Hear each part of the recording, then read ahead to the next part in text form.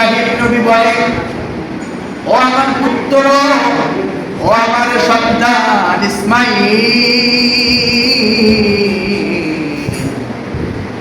আমি স্বপ্নে দেখেছি আমি তোমাকে জবাই করতেছি, আমি স্বপ্নে দেখতেছি আমি তোমাকে কুরবানি করতেছি। আল্লাহু আকবার বলেন। আমার বাবাজিরা, ইব্রাহিম নবী সন্তান নাই, আল্লাহর কাছে দোয়া করে, রব্বি হাবলি মিনাস সালিহিন,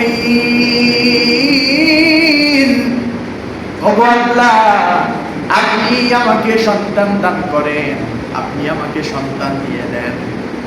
৮৬ বছর বয়স, জোরে বলেন কয় বছর বয়স? ৮৬ বছর বয়স। ইব্রাহিম নবীর কোনো বাচ্চা নাই। ৮৬ বছর বয়সে ইসমাঈলকে আল্লাহ ইব্রাহিম নবীকে সন্তান দিয়েছেন। সুবহানাল্লাহ। ৮৬ বছর যখন বয়স, তখন ইসমাঈল নবীকে ৮৬ বছর বয়সে ইব্রাহিম নবীকে সন্তান হিসাবে আল্লাহ উপহার দিয়েছেন। সুবহানাল্লাহ। ৮৬ বছর বয়সে ইসমাঈল হইল হযরত হাজরা গর্ভে থেকে। তারপরে আবার যখন ইব্রাহিম নবীর বয়স হয় ১২০ বছর বয়স, জোরে বলেন কয় বছর? ১২০ বছর বয়স। ওই সময় ইব্রাহিম নবীর প্রথম স্ত্রী হযরত সারা রাদিয়াল্লাহু তাআলা ৯৯ বছর বয়স ছিল। ১২০ বছর বয়সে হযরত ইসহাক জন্মগ্রহণ করেছে। সুবহানাল্লাহ। তাহলে ৬০ বছর বয়স পর্যন্ত ধৈর্য ধারণ করছে আমার বাবাজিরা। এবার আল্লাহ সূরা সাফফাতে ২ নম্বর আয়াতে বলে দিয়েছেন, ও ইব্রাহিম, আমি তোমাকে বড় বড় পরীক্ষা করেছি, তোমার সন্তান, তোমার প্রিয় জিনিসটাকে তোমাকে কুরবানি করা লাগবে, জবাই করা লাগবে। এই কথা যখন বললেন, ইব্রাহিম আলাইহিস সালাতু ওয়াস সালাম ১০০ দুম্বা কুরবানি করে দিলেন। আল্লাহ বলে এটা প্রিয় জিনিস না।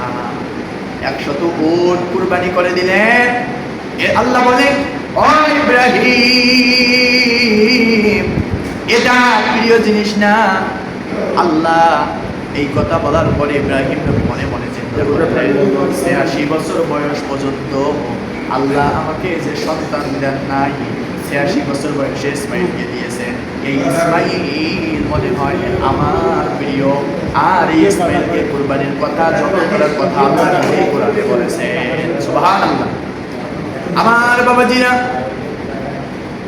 তাহলে ইব্রাহিম নবী যখন বললেন, ইসমাঈলকে বলল, বাবা ইসমাঈল, আমি স্বপ্নের যুগে দেখেছি আমি তোমাকে কুরবানি করতেছি, জবাই করতেছি। বাবা তুমি কি বলো, তোমার মতামত কি, তুমি কি বলতে চাও?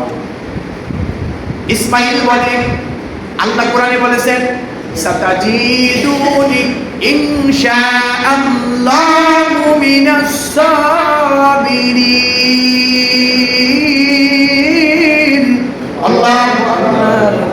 আল্লাহ বলেন, কোরআনে বলেছেন, ইসমাঈল বলেছিল, ও বাবা আপনাকে যেটা নির্দেশ দেওয়া হয়েছে, আপনাকে যে কথা বলা হয়েছে বাবা গো, আপনি সেটাই পালন করেন। ও বাবা আপনি সেটাই পালন করেন, ইনশাআল্লাহ আপনি আমাকে ধৈর্যধারী, আপনি আমাকে সবরকারীদের মধ্যে পেয়ে যাবেন। সুবহানাল্লাহ। কুরবানির কথা বললেন, ইসমাঈল হঠাৎ হলেন না, বাবার কথায় রাজি হয়ে গেল। ইসমাঈল চমৎকার ভাবে বললেন, ও বাবা আপনাকে যেটা নির্দেশ দেওয়া হয়েছে, আপনি স্বপ্নের যুগে যেটাই দেখেছেন, ও বাবা আপনাকে যেটা হুকুম দেওয়া হয়েছে সেটাই পালন করেন। আমি ইসমাঈলের মতামত কি, কোনো মতামত নয়, ইনশাআল্লাহ সবরকারীদের মধ্যে আপনি আমাকে পেয়ে যাবেন। ইব্রাহিম নবী বলতেছে, ইসমাঈল বাবা ৮৬ বছর বয়সে আল্লাহ আমাকে সন্তান দিয়েছে, ৮৬ বছর পর্যন্ত আমার কোনো সন্তান ছিল না।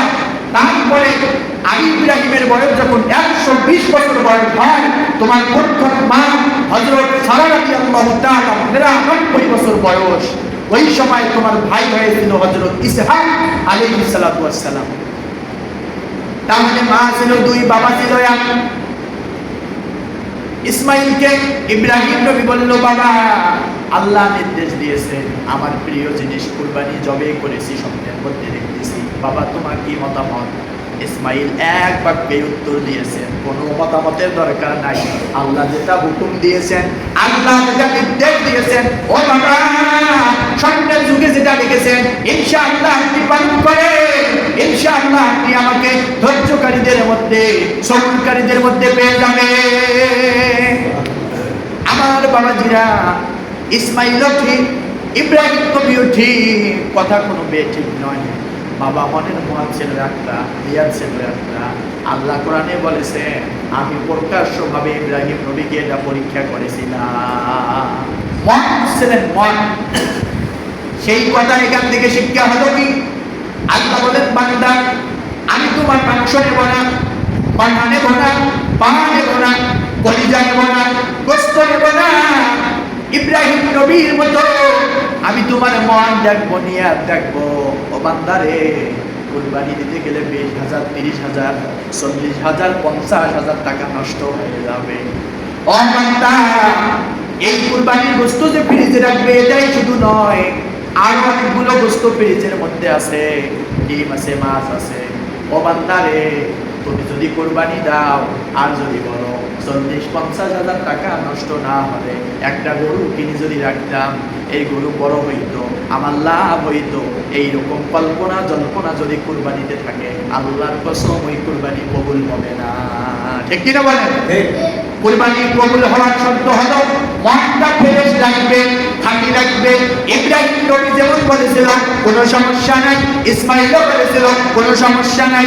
ও বাবা, এক বাক্যে আপনি আপনার নির্দেশ পালন করেন, আপনি কুরবানি দেওয়া শুরু করেন। ইব্রাহিম নবী ইসমাইলকে নিয়ে গেল, নিয়ে যাওয়ার পরে ইব্রাহিম নবী তরবারিটাকে জব করবেন। ইসমাইলকে যখন উবুর করে শোয়াইলেন, শোয়ানোর পরে ইব্রাহিম নবী শোয়ানোর পরে ইসমাইল বলে, ও বাবা আপনার চক্ষু দুটো বেঁধে নেন, আপনার চোখ আর আমার চোখ যদি এক হয়ে যায় তাহলে মায়া লাগতে পারে। ও বাবা, কুরবানি কবুল নাও হতে পারে, আল্লাহর নির্দেশ পালন নাও হতে পারে। বাবা গো, যেন মায়া না লাগে, মোহাব্বত না চাপে, ভালোবাসা না চাপে, ওই জন্য চোখ বেঁধে নেন, কোনো সমস্যা নাই। সুবহানাল্লাহ। ইসমাইল এই কথা বলার পরে ইব্রাহিম নবী চোখ বেঁধে নিল। আবার যখন তরবারি কাটা শুরু করবে, ইসমাইল বলে, ও বাবা থাকে আর ধৈর্য ধরেন, এবার আমি নিজেই আমার হাত পা বেঁধে নেই। আমি ইসমাইল যদি নড়াচড়া করি তরবারিটা নড়াচড়া হতে পারে, আমি ইসমাইল বেঁধে নেই যেন কোনো নড়াচড়া না হয়। ইসমাইল চক্ষু বন্ধ করে হাত পা বেঁধে নিলেন। ইব্রাহিম নবী চক্ষু বেঁধে নিয়ে তরবারি চালানো শুরু করবে।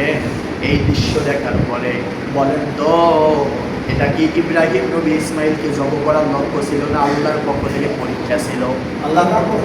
আল্লাহর পক্ষ থেকে পরীক্ষা ছিল। ইব্রাহিম কি করে, ইসমাইল কি করে, ঠিক কিনা বলেন? এই দৃশ্য দেখার পর আসমান থরথর করে কেঁপে উঠেছিল। আসমানের যতগুলো ফেরেশতা সবাই বলেছিল, আল্লাহু আকবার, আল্লাহু আকবার, আল্লাহু আকবার। এইরকম করে ফেরেশতাগুলো পাগল হয়ে গিয়েছিল। আল্লাহ কয়, জিবরাইল তোমাকে তো 600 টাকা দিয়েছিলাম, আর করো না দেরি, চলে যাও তাড়াতাড়ি, জান্নাতের মধ্যে দুম্বা নিয়ে আসো, ইসমাইলকে উঠাও। ইসমাইলকে শোয়ানোর জায়গায় ইব্রাহিম নবীর তরবারির নিচে দুম্বাকে ফেলে দিয়ে দাও। সুবহানাল্লাহ। আমার বাবাজিরা, ইসমাইলকে দাঁড় করে দিলেন। ইব্রাহিম নবীর চক্ষু বাঁধা ছিল, দেখেন নাই। আল্লাহর হুকুম নিয়ে জিবরাইল আমিন দুম্বা নিয়ে আসলো। আসার পরে ইসমাইলের জায়গায় দুম্বা শোয়াইয়া দিলেন, ইসমাইলকে দাঁড় করে দিলেন। ইসমাইল সাথে সাথে বললেন, লা ইলাহা ইল্লাল্লাহ, লা ইলাহা ইল্লাল্লাহ, লা ইলাহা ইল্লাল্লাহ। ফেরেশতা বলে, আল্লাহু আকবার, আল্লাহু আকবার। ইসমাইল বলে, লা ইলাহা ইল্লাল্লাহ, লা ইলাহা ইল্লাল্লাহ।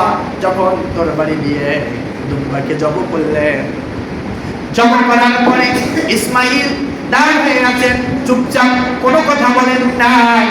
ইব্রাহিম নবী জমা করার পরে চক্ষুর বাঁধনটা ছেড়ে যখন দেখলেন তরবারির নিচে দুম্বা জব হয়েছে, আমার ইসমাইল জব হয় নাই, তাহলে বলেন তো ইসমাইলকে বাঁচাইছে, ইসমাইলের জায়গায় দুম্বা দিয়েছেন একজন, তিনি কে? আল্লাহ। ইব্রাহিম নবী অবাক, এ কেমন ঘটনা? পৃথিবীর এরকম ঘটনা প্রথম হয়েছে। ইব্রাহিম নবী সন্তানকে সুরের নিচে শোয়াইছিলেন, এইরকম ঘটনা কিয়ামত পর্যন্ত আর হবে না। ইব্রাহিম নবী এই দৃশ্য দেখার পরে বলে, এ কেমন কথা, আমার ইসমাইল কুরবানি হলো না, ইসমাইলের জায়গায় দুম্বা কুরবানি হলো।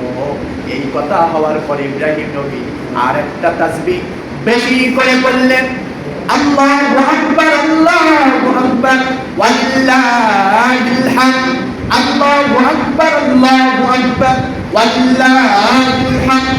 এই তাসবিহ যখন বললেন, আল্লাহ নির্দেশ দিয়ে দিলেন, এই তাসবিহ তিনজন মানুষ পড়েছিল, ফেরেশতা বলেছিল আল্লাহু আকবার, আল্লাহু আকবার, ইসমাইল বলেছিল লা ইলাহা ইল্লাল্লাহ, ইব্রাহিম নবী বলেছিল আল্লাহু আকবার, আল্লাহু আকবার, ওয়ালিল্লাহিল হামদ। এই আইয়ামে তাশরীক, তাকবীরে তাশরীক, 9 জিলহজ ফজর থেকে 13 জিলহজ আসর পর্যন্ত প্রতিটা নর নারীর জন্য একবার করে পড়া কিয়ামত পর্যন্ত আল্লাহ ওয়াজিব করে দিয়েছে।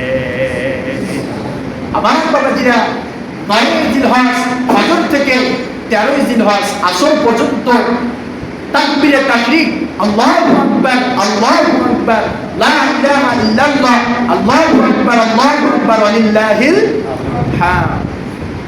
এই তাসবিহ 13 জিলহজ আসর পর্যন্ত কিয়ামত পর্যন্ত ফেরেশতা বলেছিল, ইসমাইল বলেছিল, ইব্রাহিম নবী বলেছিল, পড়ার কারণে একবার করে পড়া ওয়াজিব করে দিয়েছেন আল্লাহ। সুবহানাল্লাহ।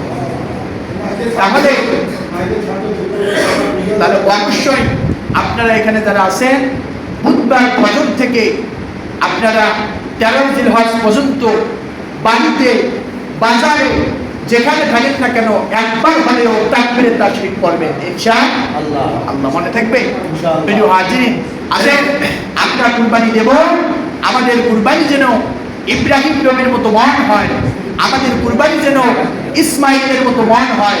তাহলে আমরা যদি